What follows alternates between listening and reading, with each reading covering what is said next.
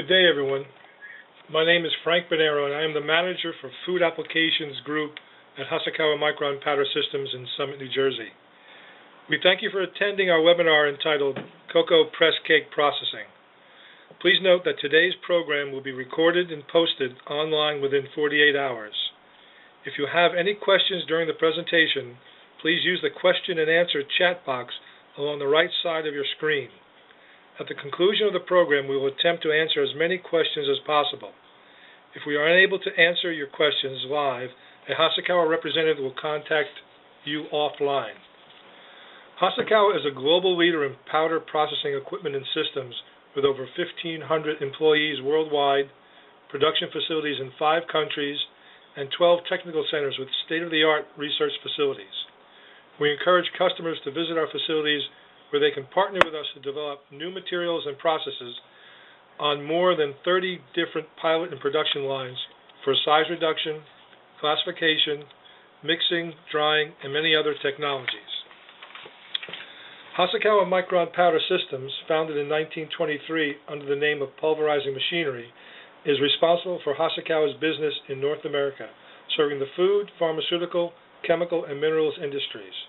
We have both chemical and pharmaceutical technical centers and a contract manufacturing facility.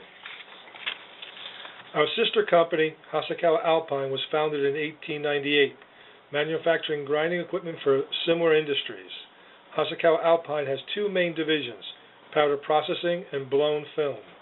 The powder and particle division produces and sells mills, granulators, classifiers, and other powder application equipment for the mineral and metal, chemical, pharma, and food industries, as well as for recycling applications. At this point, I would like to hand over the presentation to Eric Emmerich, the area sales manager for Cacao Alpine. Mr. Emmerich has been employed at Cacao Alpine since 2010. Before this, he worked in different markets as sales, business development manager, and process engineer. He finished his studies in 2000 with a Master's in Science in Process Engineering at the University of Kaiserslautern and added an EMBA in Marketing in 2008. So Eric, can you please take over the presentation? Thank you, Frank, for your introduction, and I welcome all the other attendees to our presentation about cocoa press cake processing. Going to the first slide, we're going to talk mainly about the cocoa powder processing in the upper right corner on this slide. But in principle, and as I don't know if some of you know about the processing steps in the cocoa process, the cocoa powder is actually the end product from a pressing process that removes beforehand the cocoa butter that is used then again in the chocolate manufacturing. In the beginning, the cocoa beans, after certain pre-steps that are done usually in the area where they are harvested, the cocoa beans are broken, the shells are taken off, creating cocoa nibs that then again are roasted, sometimes alkalized, and finally ground to a paste form that liquefies at approximately 40 degrees centigrade.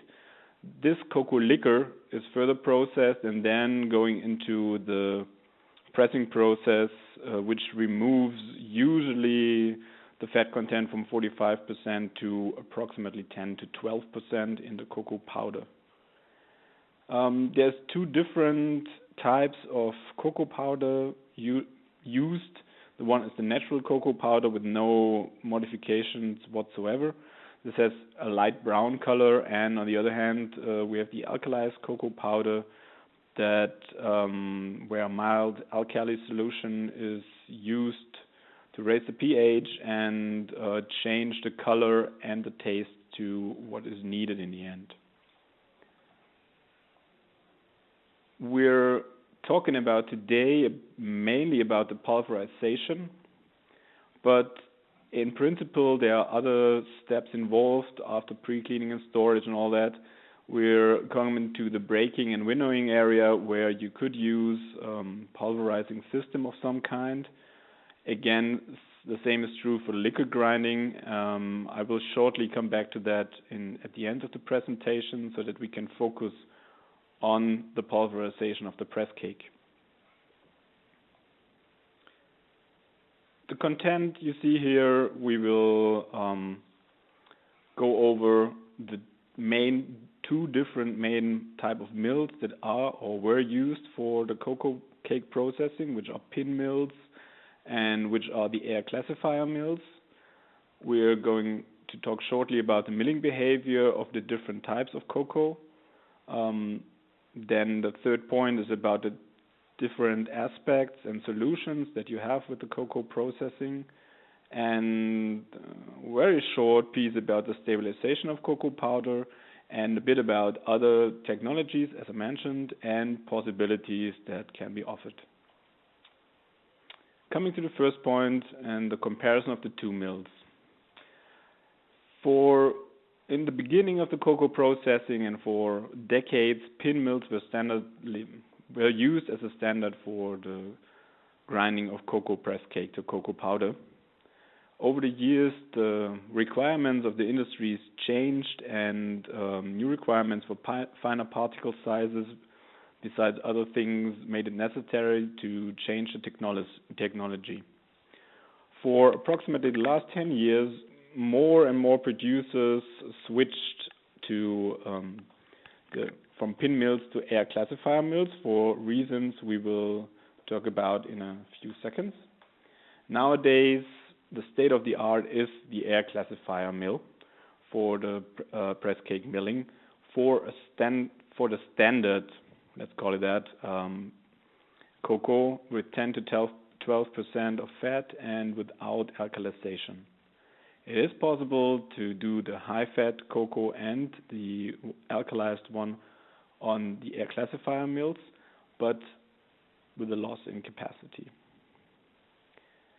With the pin mills, what you can see here is a process drawing of how a standard process for milling with a pin mill looked like.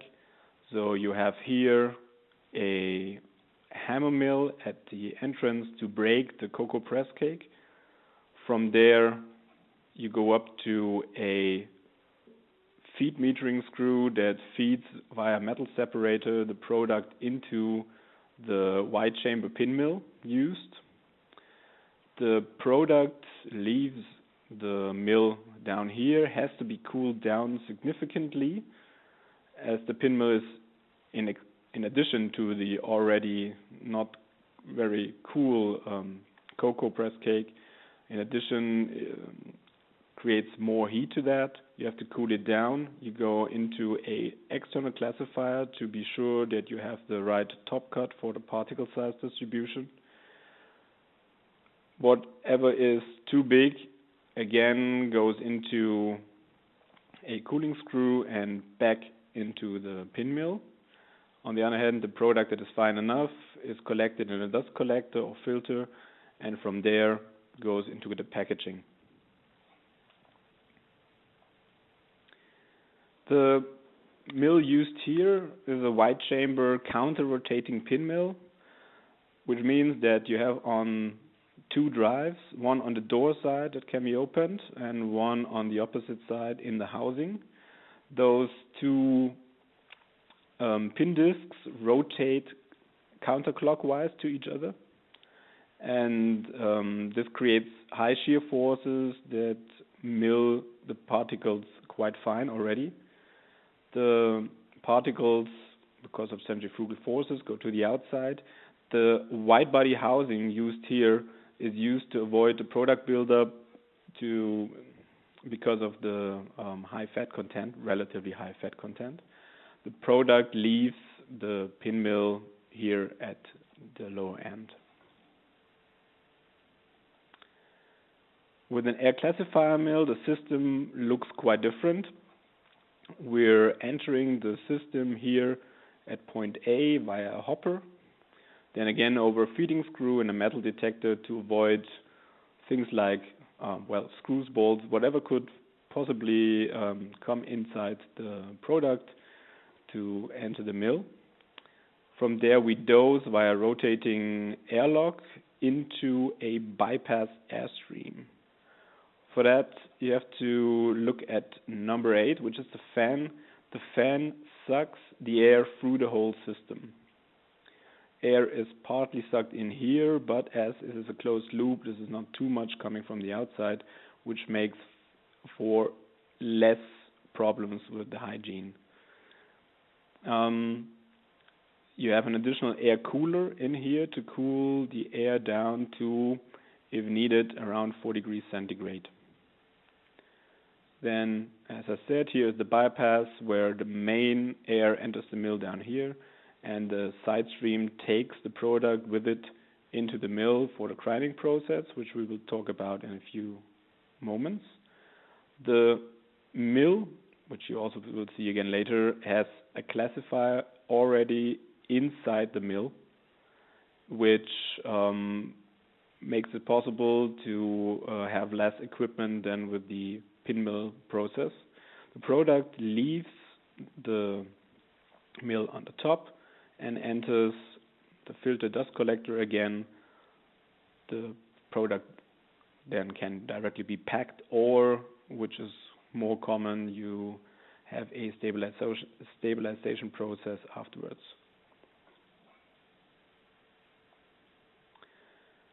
If you would like to compare the two systems, you have on the one hand, on the plus side for the pin mill, the low airflow as compared to the air classifier mill. But a pressure shock resistant system, which is necessary, or well, at least in Europe is required for cocoa press cake, is not available for big sizes. You cannot produce the finance which is required today, at least not with the same safe security than with the air classifier mills. The jacket pipe cooler shown before is not that easy to clean. You can see it's quite a lot of bows and quite a lot length of tube that has to be cleaned from time to time or quite regularly. This, well, relates to the hygienic problems that can be created, and which is also difficult not only in regard to the pressure shock resistance against explosions, but also in regard to fires, is that pins can break off of the grinding disc because of wear, and usually they take several other pins with them, and those broken pins get hot and then can create a fire inside the mill, or rather inside the filter if small pieces that have been heated up enter the filter. For air classifier mill, on the plus side, we can easily create product with 99.7 or even more is possible percent below 75 micron, which is about 200 mesh. And this has a very defined top size without any stray particles above. The cooling that you need to cool down the press cake and cool down the additional heat you create in your milling process is realized by two cooling circuits. The one is done by the cooled air that I mentioned, and the other is that you can cool the mill housing directly. Therefore, you get less product buildup and you create a longer cleaning interval. As it's a closed loop system, you in very short time have a water or humidity-free air inside your system, so you get no condensation. And the closed loop lowers the problems with the hygienic air. On the negative side, you have a relatively high airflow, which is the principle of the mill, and you have more space required for the filter as it uses a lot of air. This is a drawing of an air classifier mill. The main air enters the mill below the grinding disc, which is here. The product over the bypass enters above the grinding disc. You have here with hammers the rotor that crushes the particles coming in for the first time. They are then sped up and hit the liner where they are crushed again, creating the small particles. We have here at number 3 the shroud ring, which directs the air and particle stream along this turnaround area directly in front of the classifier shown here. In front of the classifier, you define by the airstream passing through the classifier because of the particle size and because of the speed of the classifier rotating, the particle size that passes through and goes out as a product. Both the rotor disc and the classifier disc can be adjusted during the process, so that makes it variable and easy to handle and adjust. To give you an impression, this here is an air classifier mill model 200, which is actually the so far biggest cocoa press cake mill that has been built.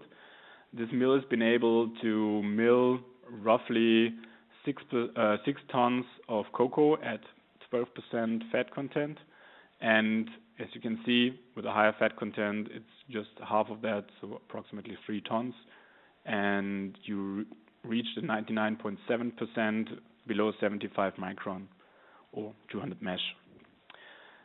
To give you an impression of the size, on the one hand, the Model 200 tells you that the main motor, shown here, has 200 horsepower. And, well, the other thing is, if you look at it, it is pressure shock resistant design. This explains all those screws and bolts up here to make sure that it's at an explosion, the explosion can't leave the mill. And again, for the dimensions of the mill, if you take out the shroud ring here and you put a plate on the classifier, you can easily open up a poke around here. Well, to directly answer the first question I see down there, yeah, it's 6 tons per hour that we can produce.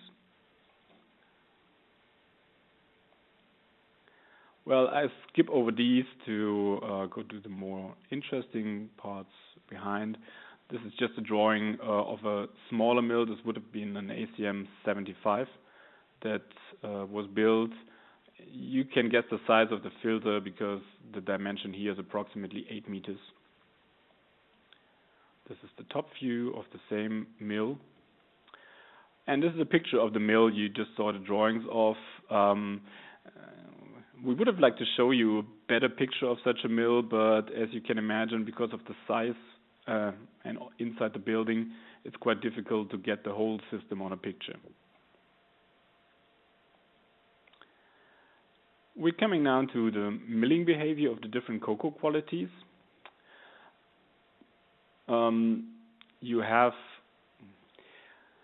We talked about the 12% fat content cocoa already, which gives you, for an ACM 75, around 1,500 kilograms per hour. This is sticky, but not that much, and it's abrasive because of the shell content in the product. If you then go to the fat content up to 26%, it gets not only sticky, it gets very sticky, and you need to cool down a lot more than you do with the normal process. But you still can reach the 99.7% below 75 micron. And as we can see later on a picture of a particle size distribution, you can reach 50% below 10 micron.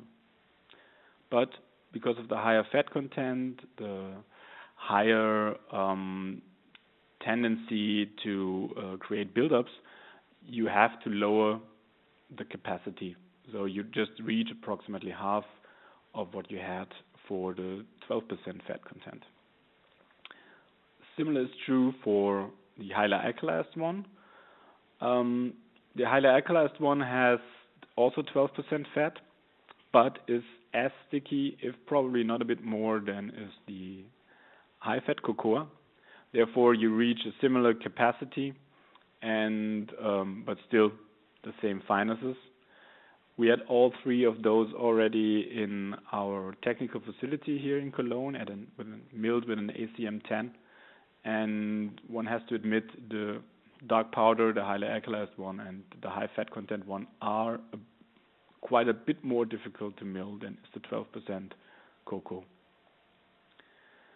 Well, one of the differences to the pin mill is that you have more possibilities to adjust. With the pin mill, it's mainly the speed of the two counter-rotating grinding discs. For an air classifying mill, you have the possibility with different set of grinding tools or in general tools inside the mill with the speed of the rotor, the speed of the classifier, and the airflow volume to adjust to finer or coarser particles. So with an increased rotor speed, you create more impact on the particles, they crush more, and therefore you create finer particles. With a higher airflow, bigger particles are swept through the classifier, therefore you can create coarser particles, but also more capacity. On the other hand, with a higher speed of the classifier, again, you can turn away more particles that fall down and are milled again, and therefore you can, again, finer particles. With all that, you can play and adjust according to your product and adjust according to your process. This is a typical particle size distribution for a cocoa press cake with 12% of fat. This is done on a laser analyzing system, but also mentioned down here is the analysis with an air-jet sieve, which gives you 99% below the 75 micron, which is a standard value by all cocoa press cake processors. We added that here in addition, as you can see the laser analyzing system gives you just the 73 micron, not the 75, but the results are similar. And here you can see the D50, so 50% of all particles are below, in that case, 9.9 micron. This is quite a lot finer than what you usually have on a pin mill. Now a bit about the technical aspects and solutions. In regard to the closed loop system as compared to the open system used for, well, you could use it also for an air classifying mill, but used for the pin mill, you would need to have a HEPA filter up front to make sure that no contaminations from the outside enter your process. You also have here a safety filter up front and a filter in front of the fan, but the air volumes that need to be handled by the filter are quite a lot lower because your process air is turning in circles all of the time. The other point is the energy consumption, as in that case, if you suck in air from the outside, let's assume you have 30 degrees outside, you always have to cool down from 30 degrees to 4 degrees. And in that case, as soon as your system is cooled down, you just have to reduce the energy mainly from the milling on the one hand and from the fan on the other, which is definitely more energy efficient than the through air version. Explosion protection is the next thing.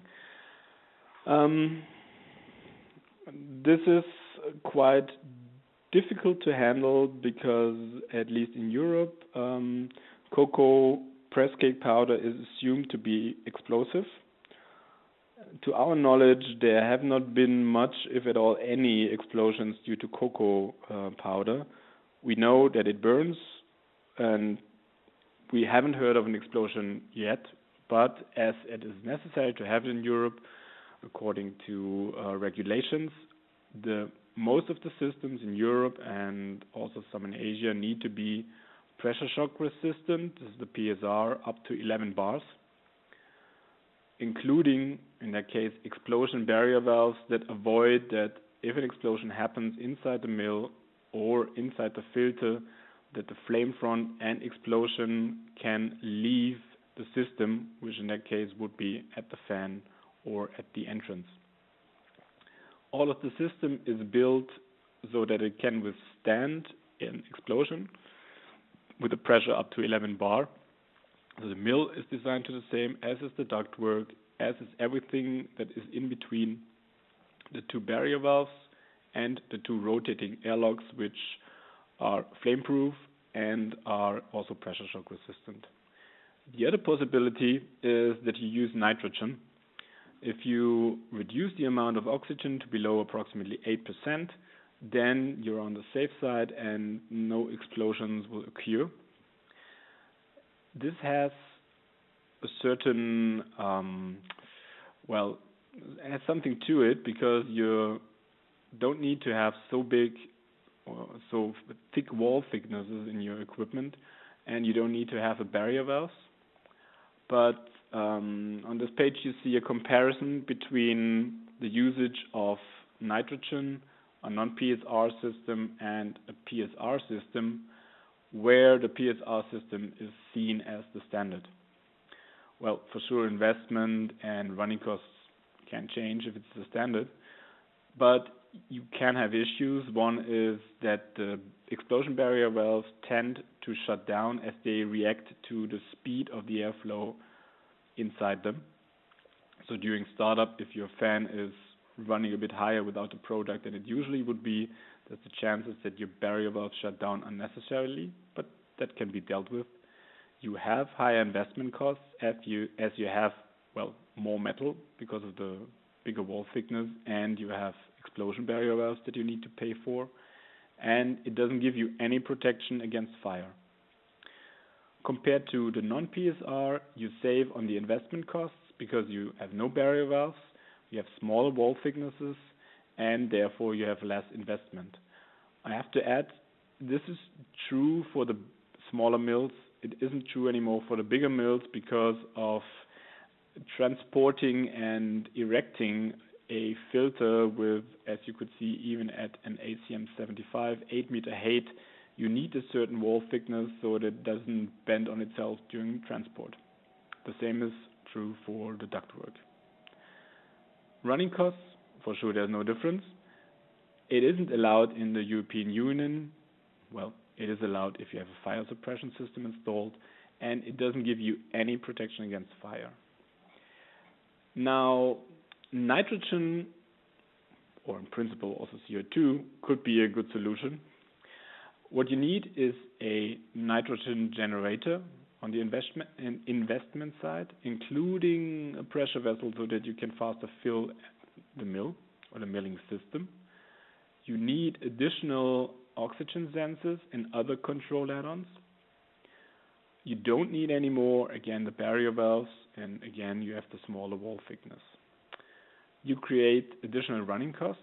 The N2 generator uses pressurized air at 6 to 8 bars, and the volume you use is very much depending on how often the machine is opened for cleaning and maintenance. Issues are, in that case, so far we know only of the usage of nitrogen for smaller mills. You need additional time for filling and emptying the system. For bigger mills, we estimated that you will need an additional 1.5 hours for the filling or for the emptying, because you have to empty your system before you start to clean the filter, because you don't want to go your operators enter the filter before it's free of nitrogen. Also because of that, you have a potential danger for the operators if you have a leakage at some point. You flood the surrounding area with nitrogen, so you need a certain redundancy of your measurement systems, especially in regard to oxygen content, not only inside the mill, but preferably also outside the mill. There is a potential for suppressing fires, because with less oxygen, there shouldn't be that much of a fire, but again, here the chances could be that if you have a hot spot or a smoldering fire at a, let's say, in the filter, and you open up the system for whatever reason, and you flood the system again with oxygen, the fire could start up again, and that could create problems. If there's an influence on aroma, we don't know, and so far haven't found anybody that could tell us for sure. And just to make the point, because it comes up from time to time, using nitrogen doesn't make the system more sterile. You have nitrifying bacteria too, and they would like to have it just in pure nitrogen. Coming to wear and tear. There are certain possibilities to avoid the wear due to the cocoa press cake milling, which is quite extensive. There is a possibility for cast liners, segmented or in one piece. Those have a 10 times longer lifetime as compared to the mild steel or stainless steel version, and it's possible to replace these in old ACMs, air classifier mills. There is a wear bush at the product inlet, which is directly where the product is going through the housing of the mill. You put a duct which is wear resistant in there, or a piece of a tube which is wear resistant in there, because otherwise you start wearing on your mill chamber, on your housing, and that's the last thing you would like to have. Again, this can be from alloy steel or chilled cast, depending. You have the possibility to protect your grinding disc, which for sure will have, together with the liner, most of the wear. There's a possibility for hard metal plated hammers or full block. You will see a picture of that on the next slide, and also of an additional wear disc made of alloy steel to avoid that you have to replace at a certain point your whole disc. In that case, you just have to replace the wear disc. Also, for the cover, the turnaround area I showed before, it's possible to avoid the wear with an inlay. On the picture you can see a rotor disc with the wear protection partly included. You see the hard metal plated hammers. Also here, this darker colored piece is the hard metal, which is welded onto or plated onto the mild steel holder. You see here, this is, which you can also detect if you look at the different colors up front. The upper part is the wear disc made of alloy steel, which is on top of the grinding disc. So you will have wear here, you will create wear patterns here on your grinding disc, and you just need to replace that instead of replacing the whole grinding disc. Besides those hard metal plated versions, there are also full block hammers available from cast or sintered hard metal, which again have a longer lifetime than the plated ones or the mild steel ones. On the other hand, they're a bit more expensive. For that, there is a new solution out there where a patent is pending. For people that mill cocoa, it's sometimes not imaginable that there are products out there that are even worse in regard to wear than is the cocoa, but there is, and it's tobacco leaves. The wear there is even, a lot worse than for the cocoa press cake. We have first tests done also with cocoa, but the main experience is from tobacco. These new grinding blocks differ insofar that the center block won't be replaced, just the outer wear plates are changed, which makes it a lot cheaper than replacing the whole thing, which gives you a good price-performance ratio. Coming to, the stickiness and the build-ups of the product, there is work being done on a new cover design. As you could see on the picture of the 18200, and I just go back to that. Here the cover has been swiveled to the side. This is, in our opinion, not optimal, as you have to clean the cover from below, and all that you take out of the cover falls to the floor. You have to collect it, you have to take it away, and whoever is the poor operator doing that is standing in a rain of cocoa powder. For that, if I find it again.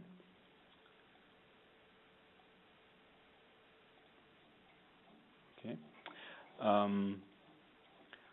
For that, we have created a new cover made from alumina, the part that is not in contact with the product for sure, which is more lightweight, and as it swivels upwards and not to the side anymore, it makes for easier cleaning, easier maintenance, and we also added a new wear inlay that lowers the problem with the wear. There are some other general developments where we're working on, always looking for partners to work on. The one is we're looking for solutions so that the cocoa powder doesn't stick to the grinding tools anymore. There's tests and research done to find new materials that avoid the buildup inside the mill and which are safe for food applications, which is quite a problem. As example, we are evaluating possibilities to use, not in the area where it's impact, but in the area where you have a wear because of erosion, with coated surfaces so that less material sticks to the surface and you have less buildup. Well, as I mentioned before, a short excursus to the stabilization crystallization. Our experience is that, well, if you ask 7 customers, you get at least 7 different answers what they prefer for stabilization or crystallization.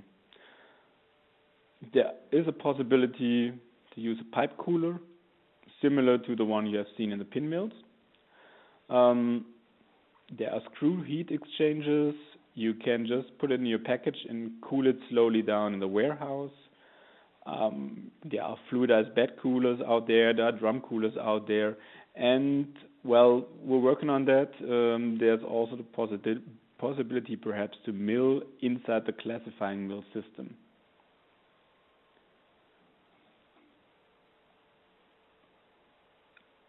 Coming to the last point, well, cocoa as a natural product, and therefore it's not that, well, uniform in its behavior. This creates quite a lot of issues. As you have seen before, different types of cocoa produce different qualities, but even if you have a 12% cocoa from different sources, they show different behavior in the processing. Therefore, we always would like to do trials up front, even if, and it's also good for the customers, even if they not intend to buy a new mill, but would like to try something at a smaller scale that can be upscaled to their existing mill. We have the possibilities to do trials in our technical facilities. On the average, we do 4 to 6 trials from 2 to a week, 2 days to a week every year for different kinds of tests. And just give you a short impression on what is done at the moment. We've done trials with processing with liquid nitrogen and frozen CO2. We've done processing with the highly alkalized cocoa press cake. We have milled cocoa shells on a hammer mill and on an ACM. It is abrasive, yeah, the pure shells, but it is possible, and it's also possible to mill to the same fineness as for the cocoa press cake. We were processing mixtures, so cocoa powder mixed with milk, sugar, whatever else. And we have the possibilities to mill with different toolings, because all of them, which are probably not available for a customer because he just usually has one certain set of tooling. We have different grinding tools, which more or less hammers and different type of hammers or pins.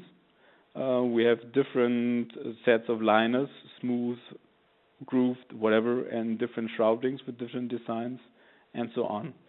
So it's always a good idea to do a test from time to time to see if there's not an opportunity to improve on the process you have. As I mentioned before, cocoa processing is not just the mill I was talking about. Oops, there it is. But also you can do some mixing or blending. You can do that afterwards. You can do that with the chocolate later, or the powder for the chocolate later on. But also up front there is blending done. You have alkalization. This can also be done in a mixer, and this can be seen on the slide I just was on. Yes, it is. In that case, you have a conical screw mixer from relatively tiny sizes with 5 liters up to the big one with 70,000 liters. In the screw mixer, this screw is turning on itself, and in addition is turning around in the conus. You can use that for the before mentioned alkalizing. You can use it for other mixing. This mixer gives you quite gentle mixing because you can adjust this speed and the speed of the turning here. It can be used for different applications. It can be used for wet or dry cleaning. As you could see, scale-up factor is quite big. Batch sizes, you can fill it to 20% or you can fill it to 100%. And also the discharge valve enables you here at the bottom to empty the whole mixer. There's other things out there where you could see we're talking about the possibility of a hammer mill that can be used for the liquoring process. It can be used for the breaking process of the beans, for milling of cocoa shell, but I also have seen it used for the milling of chocolate, for the rework of chocolate to mill down almonds and nuts that are in the rework. You could use an agitated ball mill for the liquoring process, and if you would like to go to a very fine scale of your product, even finer than what an air classifier mill can do, you could use a fluidized bed jet mill for ultrafine powders. I think this, ends my part of the presentation. Thank you for listening to me go on about the cocoa processing, and I would like to give back to Frank. Thank you, Eric. We'll now start with the question and answer session. And please note that if we're unable to answer your question online today, a Cacao representative will respond offline shortly. Eric, one of the initial questions, and a number of them coming in, regards to the temperature and, say, temperature profile.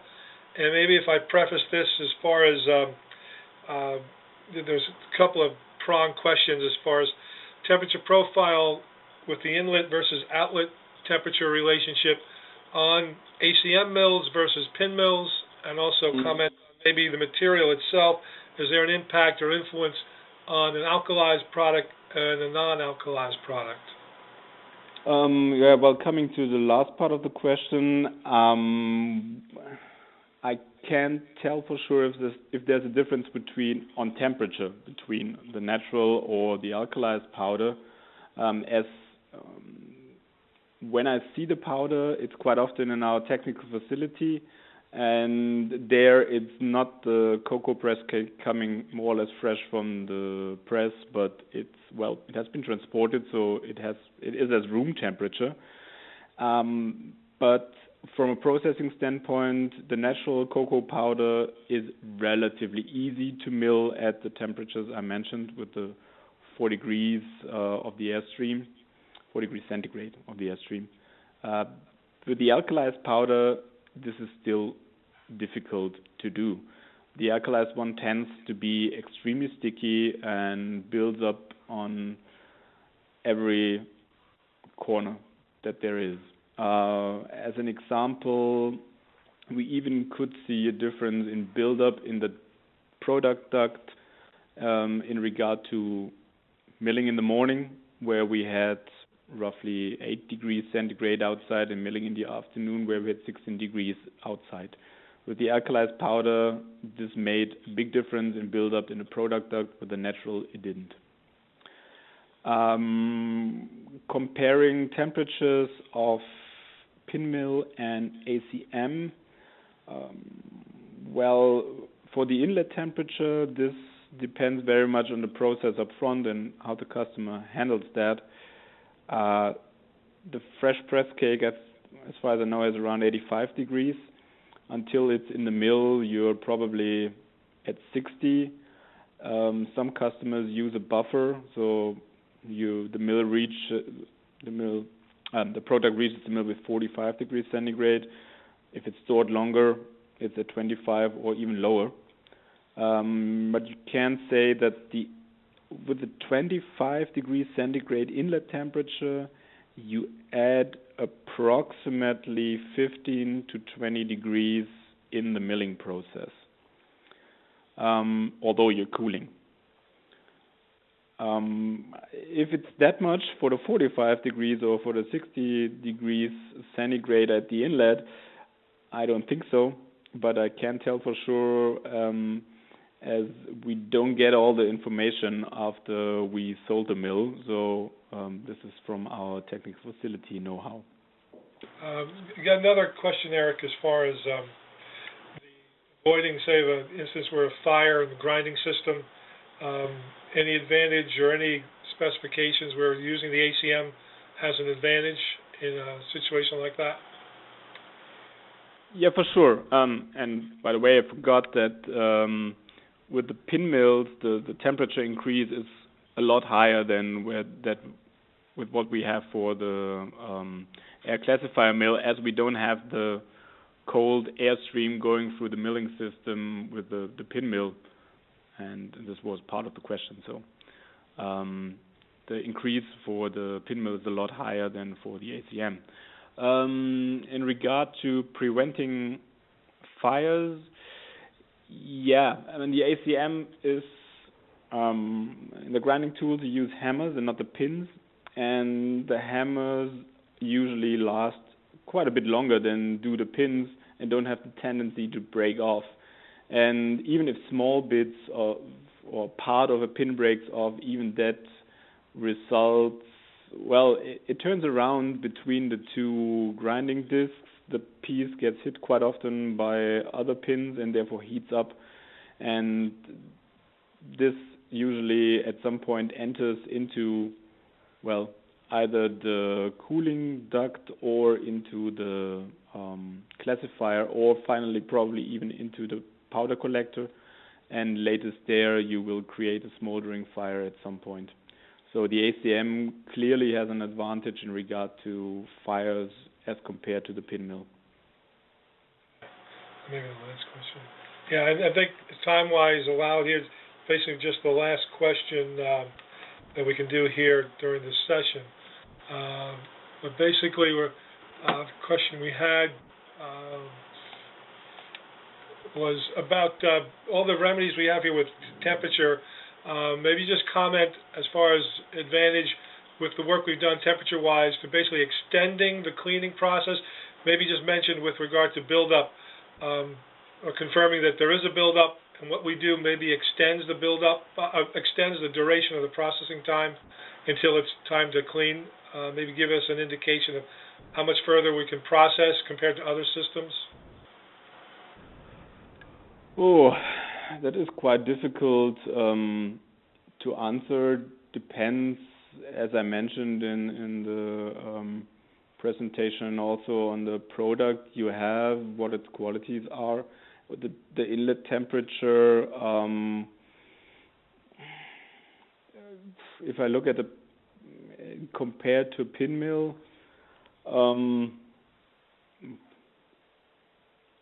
well, you have a lot more of equipment that you need to clean for the pin mill, and especially the cleaning of the tube cooler is difficult. I mean, I know that there are customers out there that have found ingenious ways to make the cleaning of the tube cooler easier, but as compared to cleaning mainly only the mill, it's still a hassle. Okay. All right. Well, thank you, Eric, and thank you, everyone, for joining our program today. We hope you found the presentation educational and informative. And as a reminder, if we are unable to answer your question today, a Cacao representative will respond offline. Today's program has been recorded and will be posted online within 48 hours. Please feel free to share this program with your colleagues, and thank you again for joining us.